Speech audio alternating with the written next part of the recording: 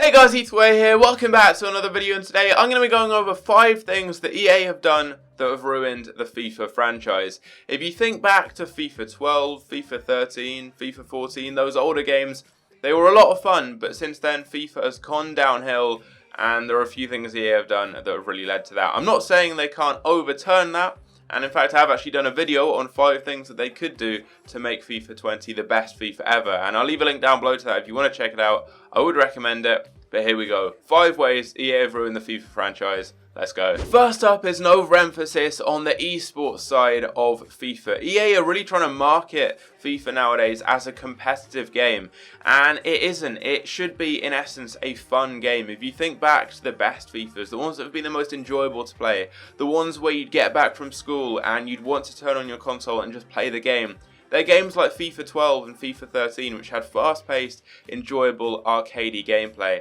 Nowadays, EA are really trying to focus their attentions into making FIFA a competitive game, and it just isn't. It should be a fun game, and there's too much randomness and RNG for a game like FIFA to be an esport game, a competitive game where people dedicate their lives to it to make money from actually playing the game. Similar to a game like Counter-Strike or League of Legends, those games are made as an esport game and they are esport games, whereas FIFA has never really been that. EA are trying to make it into a game that it isn't. It should be a fun game that you want to play to have fun. Nowadays, if you play the actual game of FIFA, if you play the gameplay rather than doing SBCs and opening packs and those types of things, which are quite fun, it's not fun.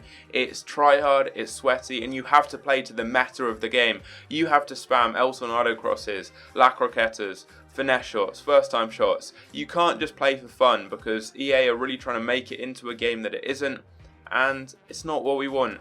For FIFAs in future, it should be fun, it should be an enjoyable game, and I think EA really have gone in the wrong direction by trying to make FIFA a game that it isn't. It's not an esport. It should just be a fun, enjoyable game. Next up is the way that EA have just ignored game modes like Pro Clubs and Career Mode and turned all their attentions onto the financially profitable cash cow, which is Ultimate Team.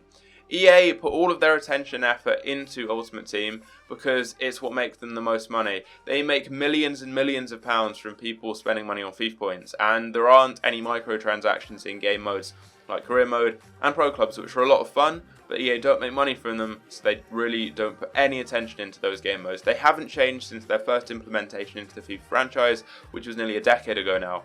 And that's not okay. EA shouldn't just be focusing on the financial aspects of making a game like FIFA. It shouldn't just be there as a business. They make us enough money as it is. They should focus on game modes that aren't necessarily going to make them money, but that are going to please the people that play their game. Not everyone wants to play Ultimate Team. Not everyone wants to play online. Not everyone can play online. Some people might just want to play Career Mode. A lot of people enjoy the idea of managing a team, managing a club, building up from maybe the lower divisions, taking a team to the Champions League.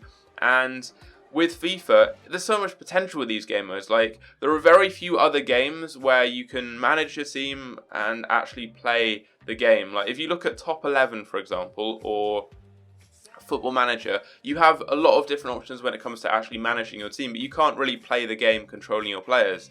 FIFA is one of the few games where you can do the two of those things, but the ways you can manage your team and your club are so far behind games like Football Manager that people don't really play Career Mode. They'd rather play those types of games. Imagine if EA brought the level of Career Mode up to something similar to Football Manager, and obviously you've got the ability to play with your team, play with those players that you've built up. It would be so good. Everyone would enjoy Career Mode if EA just focused on it and made it better and made it what it could be. There's so much potential with a game mode like that. Same with Pro Clubs. It's got so much potential. It's so much fun if you play Pro Clubs with all your friends, but they've just ignored it and not really improved it at all for years and years and years, and they've just been focusing on those financially profitable game modes, which is Ultimate Team pretty much. That's it. So please EA, in future, it would bring FIFA back if they improved Career Mode and Pro Clubs. Big revamp. It would be so good. Next up, we're going to be moving on to Ultimate Team, by far and away the biggest game mode in the FIFA franchise, and one where EA have made a lot of mistakes which really have led a lot of aspects of this game mode to go downhill, and there are so many ways they could improve upon it. Firstly, making basic mistakes too often. The amount of times EA mess up and just do really simple, basic, amateur mistakes, which you wouldn't expect from a multi-billion-dollar company, is crazy. Literally every day they mess up in some way or another. For example, just a couple of days ago with the La Liga Team of the Season player picks from Foot Champions, they released Ousmane Dembele in player picks as a right winger, even though his card is a left winger. I remember they did a similar thing with Jadon Sancho's player of the month earlier on in the game. They released him as a right winger and then changed him to a left winger after like an hour or so. I remember once they released in the marquee matchups the wrong Milan team. I think Inter Milan were playing Juventus and they put AC Milan and Juventus in the marquee matchups. They've done the same with Slovenia and Slovakia once. They mixed them up. And they make so many stupidly amateur mistakes. It's crazy. I mean, they're just a few. If you look on Reddit, you will see the number of times EA have messed up with just simple, basic mistakes. It's as if they've just got their lowest paid beginner interns to do all of the important stuff for Ultimate Team.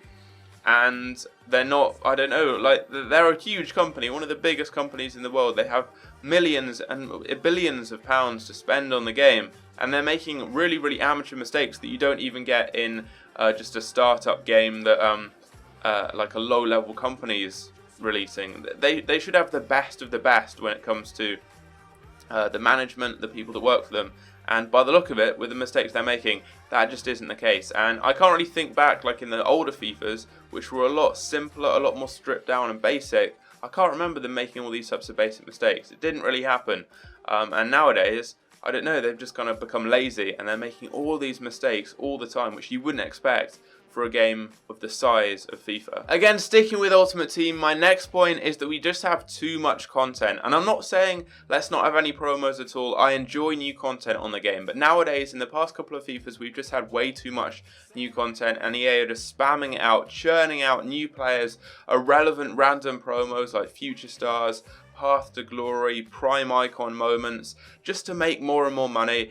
The market is oversaturated, there are so many players, and it's gone to kind of quantity over quality. Whereas back in the day, we'd have not that many new promos, but when they came out, they'd be great, and everyone would be really hyped. I remember back in FIFA 14, we'd just have regular gold cards, we'd have the Team of the Week each week, and people would be hyped to see who was in the Team of the Week and to use some of those new players and to pack them, even if it was just kind of maybe like an 81 or 82 rated inform. People would be happy and excited if they packed one of those cards. But also things like man of the matches, they'd come around maybe once a month and you'd have a man of the match that would be available for about 24 hours. I remember like man of the match Robin or man of the match Van Persie back on FIFA 14. They were cards people would be really hyped about.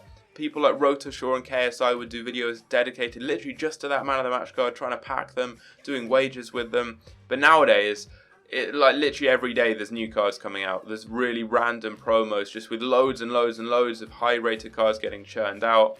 We've got, like, if you think just of the Champions League, man of the matches for different rounds. You've got team of the knockout stage, team of the group stage, team of the tournament, so many things there. Then you've got the things like Future Stars, you've got 4 different versions of icons, you've got Team of the Week cards which really have kind of lost their value. No one really gets that hyped about the new Team of the Week or packing a Team of the Week player unless it's one of the best cards. Typically that you just get a discard price inform and discard them or sell them for little on the market, because you can't really use most of the informs on the game nowadays because you have to play to the meta. If you want to win games, you need to use the players like Mbappe, Neymar, Ronaldo, Varane, Ramos, all those types of players there. Whereas back in the day, like I remember on FIFA 14, I packed inform Kevin Gamero. He was like 81 or 82 rated, but I was happy. I was shouting, jumping about my room. I packed a random inform. I used him. He was fun. He was good to use in game. And I think I sold him for like a good amount of coins, even though he was quite a low rated inform. Because they were rare. People didn't pack informs every other pack like you do nowadays if you open 100k packs. They were a lot rarer, a lot more elusive, a lot more exclusive, and it was a lot more quality over quantity. Nowadays there's so much content getting churned out all the time, and it's just to make money, just so people spend money on the game. EA are making more money, but they're not really investing that money into making the game better. They're making more, and the game is deteriorating because of that.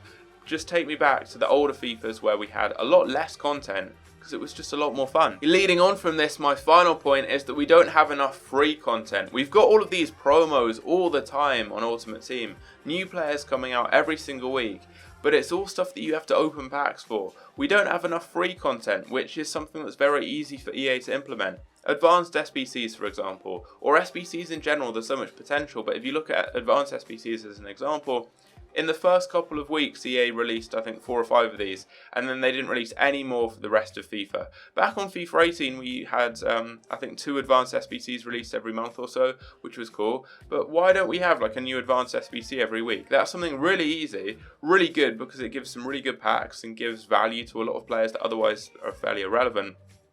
And it's something fun for people to do and make coins from. New League SBC players. Why don't we have a new SBC card released every single month? EA could refresh the cards you get available. You could get a pack from completing a League SBC that gives you maybe like one of about 20 different players you could possibly get, one from each team, for example.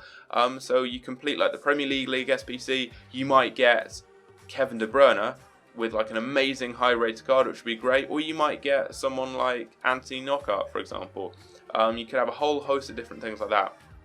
Each team you complete in a League SBC, you could get a special version of a player from that team. So you complete Arsenal and you get Danny Welbeck with maybe like an 85 or 86 rated striker card. You complete Man City, you get Benjamin Mendy, for example. You get a player from each team. There's so many cool things they could do there with SBCs. Same with draft rewards, for example. That's another bit of free content.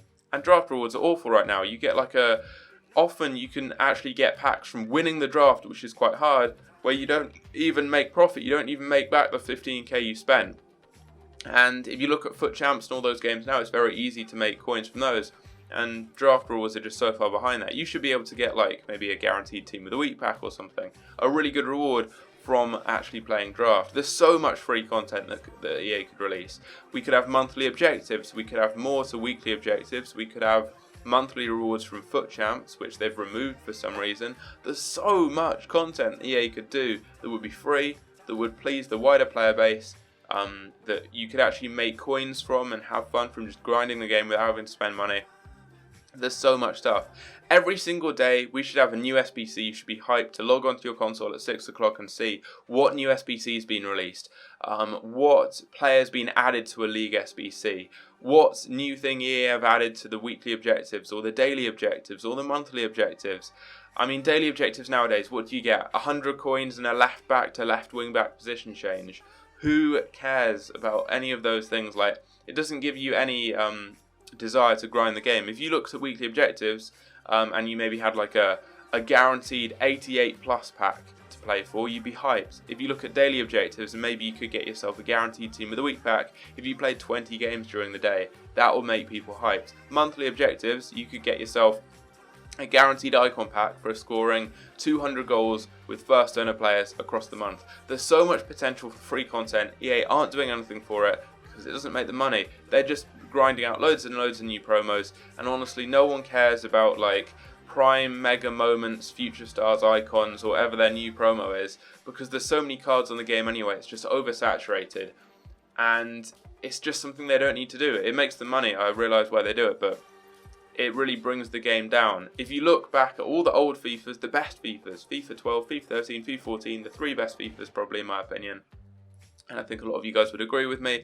they were stripped back, simple games. We didn't have a huge amount of crazy content coming out all the time, but people enjoyed playing the game. It was a fun, non-competitive game. You just had enjoyable, fast-paced, arcadey gameplay. You could use a lot of different random players. You could use kind of like silvers and non-rare golds, people like Adair, De Bruyne and Draxler on FIFA 14, Maicon Liete and all those silvers back on like FIFA 12 and FIFA 13. Nowadays, you just have to play to the meta using players like Ronaldo. Everyone uses the same meta teams, meta formations, meta players. Everyone spams La Croquetas, El Tornado crosses and all that. And if you don't do that, then you're at a disadvantage and you get ran over by people all the time who are just playing 4-2-3-1, one depth, drop back, Ronaldo, Mbappe, Neymar, Hullet, the same icons in there, same teams. It's boring. The game is boring. The game is dead. The franchise has been like that for ages, and it would be easy to fix if EA went in the right option and tried to make a fun, enjoyable game. and stripped it back a little bit more. But there we go. That is going to be the end of this. A bit of a ranty video, but hopefully you guys did enjoy it. Let me know if you agreed with any of this stuff down below in the comments. As I said, I have already done a video on 5 ways that EA could improve FIFA and make FIFA 20 the best FIFA yet, so check that out. If you want to see a slightly more positive video, I'm away in Thailand when you're watching this, so that's why I've not been uploading a large amount recently, but I've got videos every 3 days scheduled, so if you guys are enjoying those. But anyway, leave a like if you did enjoy, and I'll catch you later. Take care.